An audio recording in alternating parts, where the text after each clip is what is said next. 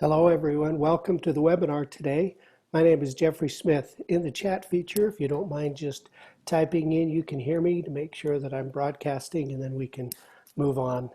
And so in your chat feature, if you can call up the chat feature and just say to all panelists and attendees, that way everybody can see you. Oh, good. Tacoma's here. Good. Great. Good to hear you all. Good to see. Thanks for being here. These are fun. We've enjoyed these, and we appreciate your participation in these. And we're going to have a quick webinar today and talk about some things really quick. But the chat feature, again, to all panelists and attendees. So if you'll change your settings in the chat feature from all panelists to all panelists and attendees, then when you make comments, everybody can see those.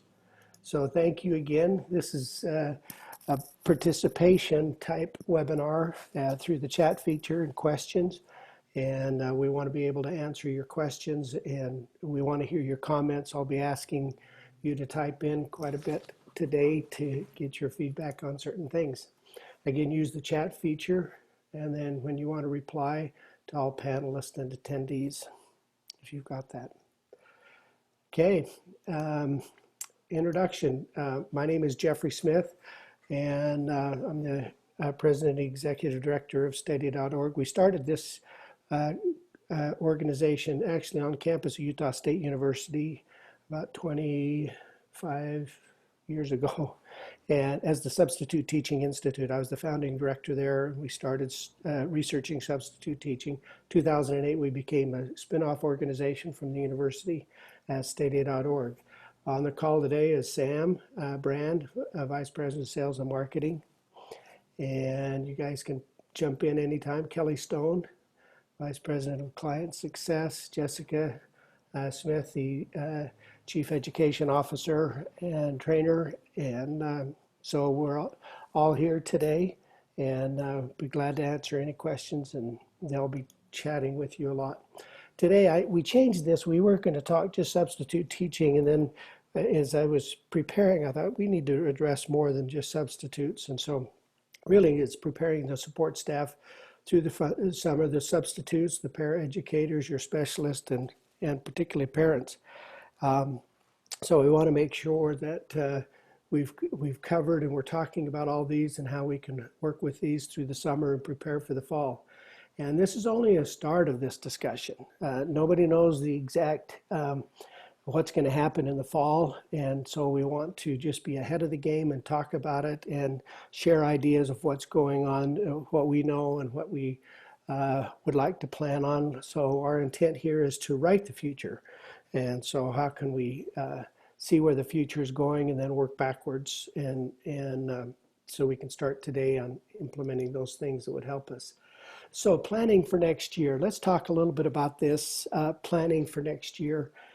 Is it going to be, is your system going to have in-person teaching? Are the students going to be on site? Is it going to be remote learning? Or is it going to be a hybrid, a mix of both? The one thing we do know, absolutely do know, it won't be business as usual.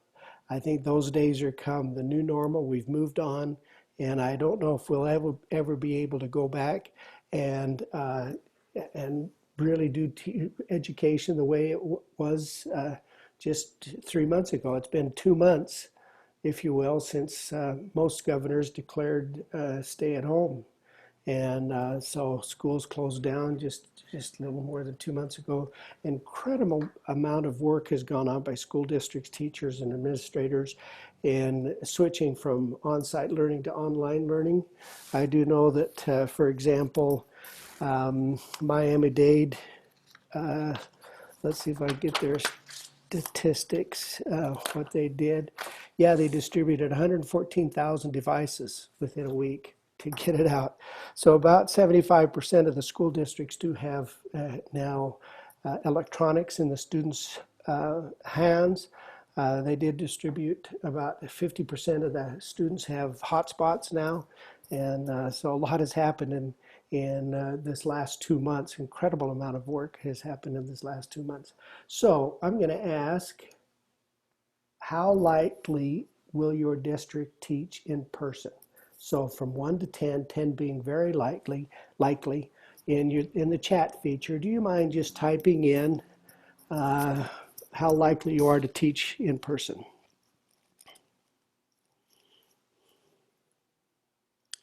5, 5, 5, 5. Probably because we don't know, but the likely, oh, 10. Dennis, really? Yeah, in El Paso, you'll be doing, I mean, in Usleta, but down in, you'll be teaching live. Well, good, good, 10. Okay, that's the plan. Well, good for you. All right, now I'm going to type in here just so we have it for everybody. I'm going to say now the next question is remotely. And so I'm going to type this in the chat feature so we know. Okay, so now remotely, anybody, how likely is your district to teach remotely?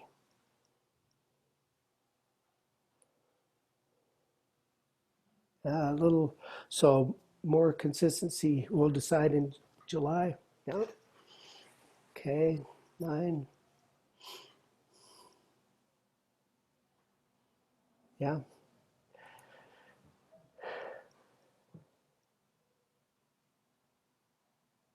Mix of the two. That's the next question.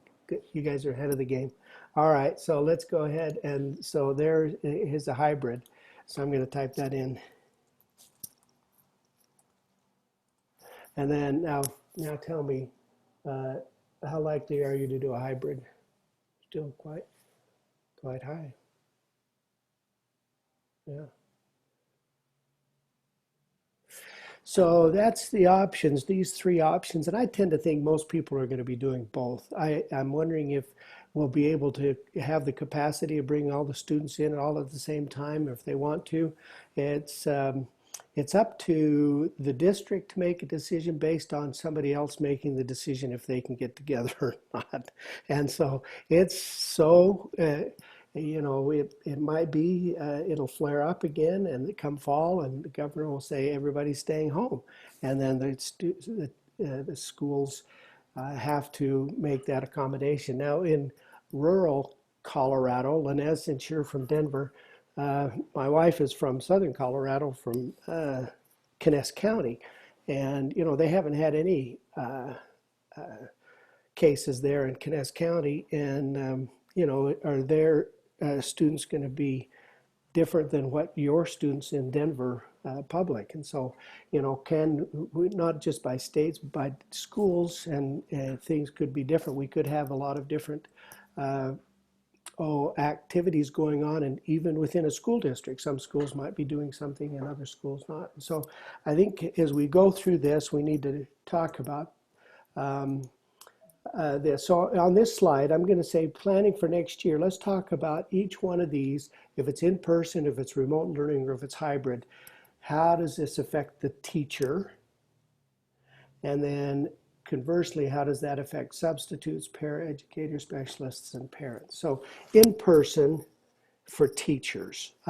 This would be probably closest to what we've been doing in the past, but it would probably be where it might be in person, but it might be half the students. It might be the students are coming in, a fifth of them on Monday, a fifth of them on Tuesday, a fifth of them on Wednesday. So they come in once a week, but the teacher might have them in class with that. And so what we found that districts are changing the role of a teacher, and as they prepare, they're dividing teachers' responsibilities and conquering. They're pairing up with other educators and specialists to know and to do that. And so, of course, right now there's school still on, and so everybody's just scrambling just to provide that education while the school's going on. And so, but we see that that's going to change. These roles of the teacher is going to change, and what their responsibilities are. If they're in the classroom, will we need substitute teachers? Yes. Will we need paraeducators? Yes. Will we need specialists? Maybe not quite as much, because they might not be doing different things. They might be just coming into their others. will we be needing parents, and how will it affect parents? Yes, particularly if it's they're partially in the classroom and partially not. And so what we can see as the roles change, we need to be prepared with the substitutes, paraeducator specialists, and parents to support the teachers if they're in person. Now, remote learning, what is happening with the teacher's role? That is changing significantly. They're still expected to be available for the whole time, but their contact with students might be just a half hour as a whole group, and then maybe individually after that, but can they really reach out and do that? So if their role is changing with remote learning, what's going to happen to substitutes? Well, they won't necessarily be coming in, but they will be needed as teachers aren't able to do that. They also could be used to help support this. A teacher with 23 students might not have time to go and really communicate on a daily basis for a long period of time with each student. So substitutes may be used to pull in and to help with that, to reach out, not on a fill-in basis, but on maybe a permanent basis. The paraeducators and specialists likewise could be pulled in, so there's more communication going on with the student on behalf of the teacher.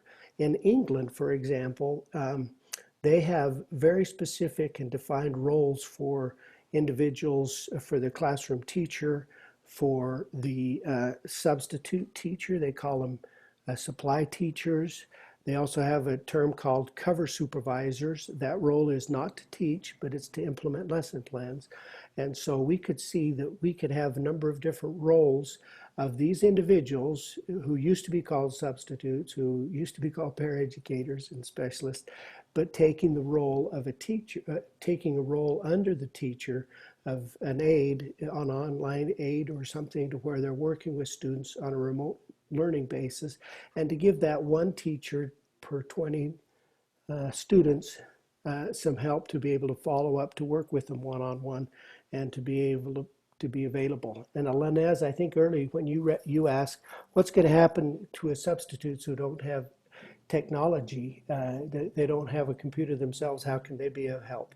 And that's a good question. I'm curious to see how you're going to solve that. Maybe you've already solved that, Linez, and you can answer that in the chat, or if other people have suggestions for Linez on how the substitutes or paraeducators or others who don't have technology in the house, in their home, can be able to support. I guess they could come into the school and use those. Did somebody have a comment? If I may, can I just jump in really quick? Yes. One of the substitute teachers in our alumni group mentioned, I'm interested in subbing next year, but nervous about traveling between schools and therefore interacting with hundreds of students. But if I could just go to one school regularly, limit my contact of students, they would feel more comfortable health-wise. I thought it was an interesting point. Yeah, very good. Yeah, if it's in person, they might stay closer to one school. That is good. That is good.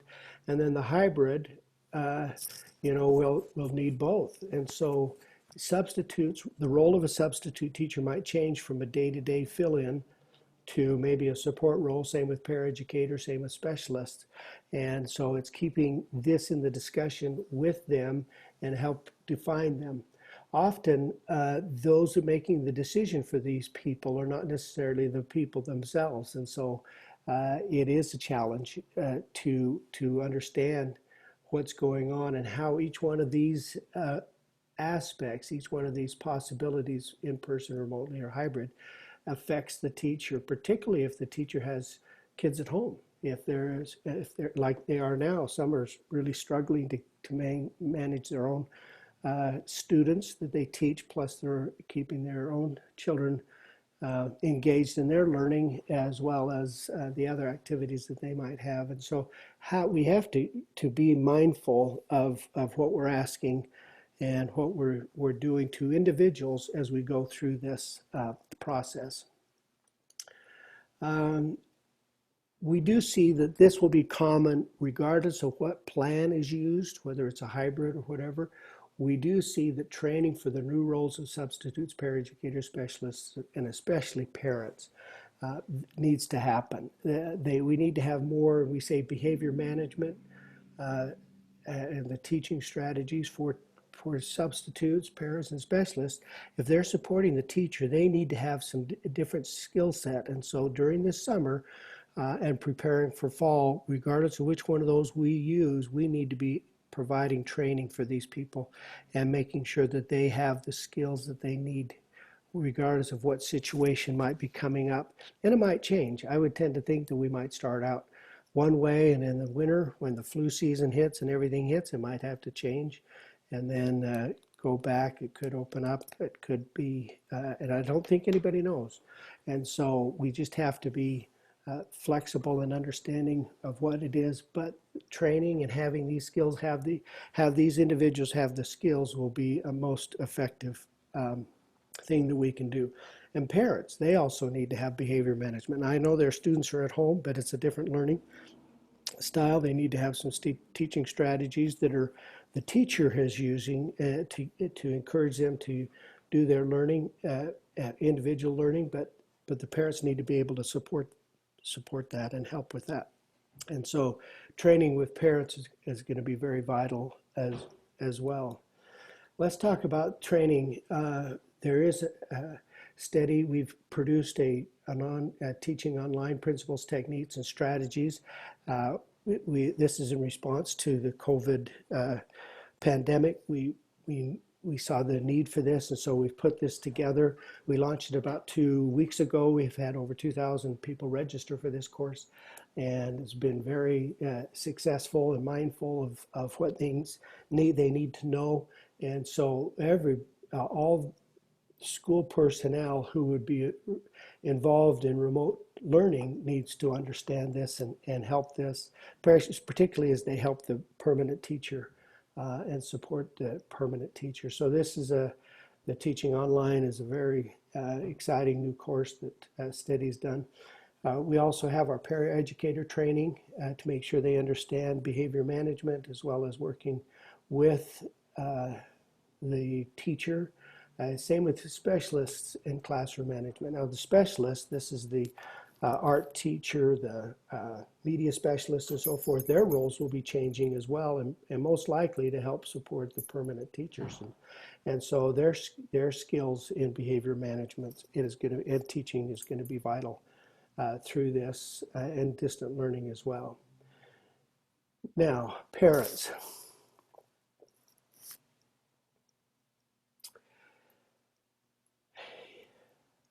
Yeah, I'm telling you, it is not going good. I think we've asked a lot of parents, particularly, one day they were in school and everything was going. The next day they're at home and expected to do all this. And so we've asked a lot of parents, and I think a lot from parents, and it came to a shock to everybody. And so this has been very challenging. It's been very enlightening for many people, and so what are we doing with parents? Properly, I'm just looking at your comments. Funny but sad, yeah. So the reality, so many homes, yeah, and it's just because it's new, and that's what's happening this school year, but it had to happen, and I really have been impressed with how the school districts have stepped up and to support and to provide as much as they can and do what they can do. And I think the summer will give us a chance to prepare for this so that the parents are part of the learning system as well. One thing that we've done, we have a sister organization called Parenting Magic, and its foundational course, we're taking it and modifying it, and this will be completely ready by June or July 1st, but really addressing the stay-at-home teacher, which is the parents, and supporting the learning while the students are at home. And this is, even the skills for parenting is going to be a vital impact, going to have a vital impact if we can improve the parent skills in helping them learn, as well as the parenting skills during this time will go a long way. And I think the school district's in is a perfect situation to help those homes. And so they're getting the same behavior management as they would once they're in the classroom if they were on site. This is what STEDI has done to accommodate all this learning. These packages were put together particularly for this time.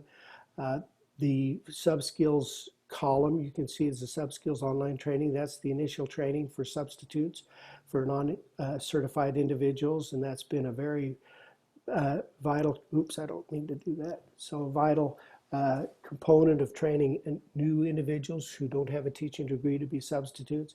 And then for those substitutes who are in the pool, advanced classroom management, advanced teaching strategies, and advanced special education to make sure that they know those things that are relating to students with special needs. And that's the sub-skills package. All these other courses are part of the pro skills. And so you can see the paraeducator training, specialist training, classroom management for teachers, those teachers, permanent teachers who are struggling with classroom management, the parenting magic course, the fill rate course. The fill rate course is specifically for district personnel responsible for substitute teaching. It talks about recruiting, training, and retaining. It's a good background on what needs to be done particularly if somebody's new in the substitute teaching management arena, on what they can do. I skipped over the remote teacher training here, but that's part of that package there. And then the admin skills package is really, it's for where we're working with all of our surveys and we're really providing some data-driven decisions within your district. And but that's the admin skills. The pro skills is very affordable for the district to provide this. It's an unlimited license per year. And so you can trade. We anticipate that the number of substitutes that'll need to be hired this fall will be just so much more than before. And so by providing that initial training, and will be important for all those new hires, as well as all the other specialists and paraeducators within the district. Training will be just so vital, regardless of what scenario we're going to go with. Even throughout the year, this training is going to be very important. You can see more information there at stedi.org/administrators, and you can walk through and see what needs to be done. Now, try some things to try. Training, to encourage you to look at your training opportunities for your substitutes, paraeducators and specialists and parents, and keep them in the loop. Talk to them, tell them what you do know, tell them what you don't know, make sure that they're part of it. Ask for their opinions. They like to have their voice heard, and so you might not know exactly what they're thinking, and so just ask them in surveys. Ask them what their future plans are, their concerns, and their suggestions as you work through this. All these support staff, make sure that they're part of the loop. I know we're all waiting for somebody to make a decision. Well, with your sub-task force and others in your district, you think about what you can do and can talk about, and what you can do, and then highlight those things and move forward with those things that you can do. I do want to talk about SubSolutions, and I want to come back to our topic for today. This is pandemic and what's happening, and the discussion on the schools, particularly with HR and the support staff and substitutes, is going to be our key component of SubSolutions. This year, we were planning on going to Park City, Utah because of the pandemic. It'll now be online. It'll be every day for a week, so we'll have 2 hours a day for 5 days, so we're going to have 10 sessions. And the discussion on pandemic parenting. We're going to talk a lot about how districts can work with parents on teaching. We're going to talk about how to fail fast. And so we don't know what's going to be the best. So let's try it and fail quickly at it and move on to something else that will work. And there's nothing wrong with trying and changing and then trying again. Substitute teacher, paraeducators, and specialists. We'll be talking a lot about this. We'll be talking about remote learning and those types of things. It'll be a very impactful. Every day, 2 days, we'll have presenters from districts and other organizations will presenting what they know. We'll know more in July than we do here in May, but that'll be our SubSolutions, and you can register there, and you can do this right from your home or office where you are. Now, in summary, support teachers in their new roles. So help define them, help them work with them in defining those roles and what would be under each different scenario. Yes, please. Sorry, before you summarize, we had a couple of questions you might want to address. Somebody was asking about, the need for substitutes, and they think, that maybe we might need less. That might feed back to what you discussed earlier about how the substitutes could be used in other roles. And then Linez was asking about, if we've got information from other districts, maybe some of you that are participating today could pipe in, but how they would, anyone would go about hiring substitutes if the remote learning continues. Yeah, I see that if their role, if you're doing all remote learning, will change quite a little bit. But being a support to the teachers, I think we will need more of those individuals that way. So the role of a substitute coming in on a day-to-day basis may change. I do have some documents I want to share with you. I'm going to put them in the chat feature. So there you go. There's a link to a document that says Districts Respond to COVID-19 School Closures. In there, there's on the third panel of that Google Sheet, if you will, there's a lot of information there on what districts are doing. It will be helpful in, I think, answering this. Can I jump in too when you have Yes, please.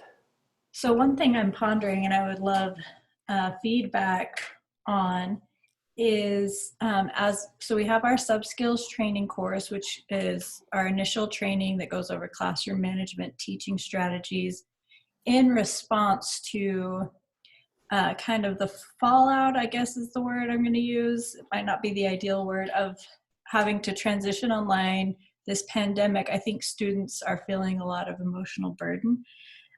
So I'm pondering putting together bonus content for that SubSkills training course for those who are substitute teachers and support staff, of being an emotionally responsive substitute teacher. So even if schools are still online, there has to be some contact, and I would love to train our substitute teachers to be an emotional support staff. So if you have any feedback on whether you think that would be valuable as part of the SubSkills course, I would appreciate the feedback. Good. Do you want them to type it in the chat feature, or you chat feature? Email me, Jessica at STEDI.org. Yeah, why don't you put your email there and send it to Great. me? That'd be good.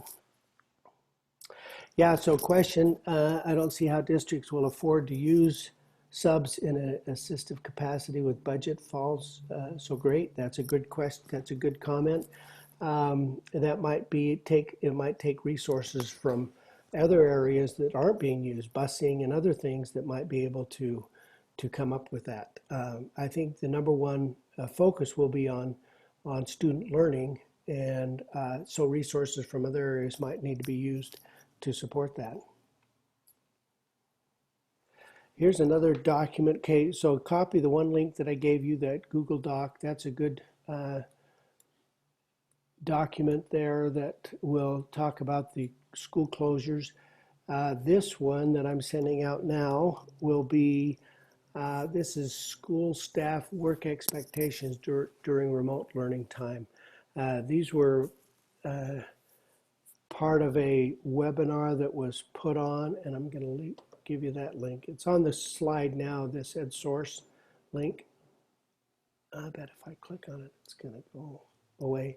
I'll put that out there to the link, this link here. In fact, let me escape and then copy this link. There we go. So this one that I'm putting in here is another one. It's this, there's a broadcast, it's an hour long, talks about different things, and it references these documents that I've sent out as well. to give you some ideas of what people are talking about, districts are talking about. Most of it is general related and makes sense as we're talking about it, but it does give you some information there. Discuss it openly, be very mindful about the personal lives of teachers, what's happening in their lives with your staff and parents. What is happening and what are the impacts of the policies that are being made, and how does that help that with each one of those. Oh, there's Jessica's contact information, or Sam's or Kelly's if you'd like that. We'd be glad to help answer questions if you want to email us. And we also want to hear your input on what other things you might want to talk about, anything that we've talked about that we should go into depth more. Again, this is discussions and open. We want your comments on anything we've talked about here today, anything that you're implementing that you would like to share with others that have been working. So Hey, Jeff, I have another question. Yes. So in terms of the discussion next week or sometime, I've kind of been, as we've been discussing internally, I've been wondering about the parent interaction and the parent's position or place in the upcoming school year. I'm wondering if that discussion would be of importance to talk about how the parents can be involved or will be involved, or if they should be involved. Questions regarding the parent interaction between school and their children and students. So that is a topic you'd like to have discussed or to hear what people are talking about? Yeah, I'm just wondering if the school districts are thinking about that already, or if that's part of the discussion, if that's something that maybe we could look at more, providing additional services, just trying to meet the demand of the schools and what that is for them. Let's ask people out there on the chat today, what are you doing to address the needs of parents?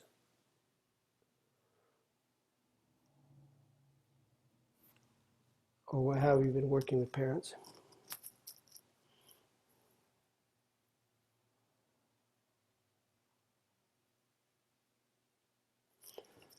There were 2 attachments, and then there was a link to a webinar. Is that what you meant?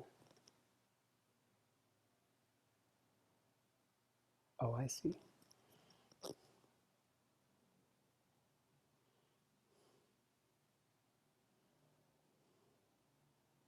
So it looks like that is a topic we need to discuss more in the future of what working with parents. And we could definitely do that in the weeks to come with that. All right. Well, very good. We appreciate your attendance here today. Thank you for your comments and questions. And we will host another webinar a week from today. We did one yesterday, just as a quick one. We wanted to introduce those skills packages, and you can see that webinar if you want to go to STEDI.org/webinars. You can see all of our past webinars. Also, the recording of this one will be here within an hour or so. It'll be on that website as well, along with the handout or the slides that we've talked about here today. And also put the links that we have here. Thank you very much. We appreciate your attendance, and have a good rest of the day, and we'll talk to you soon.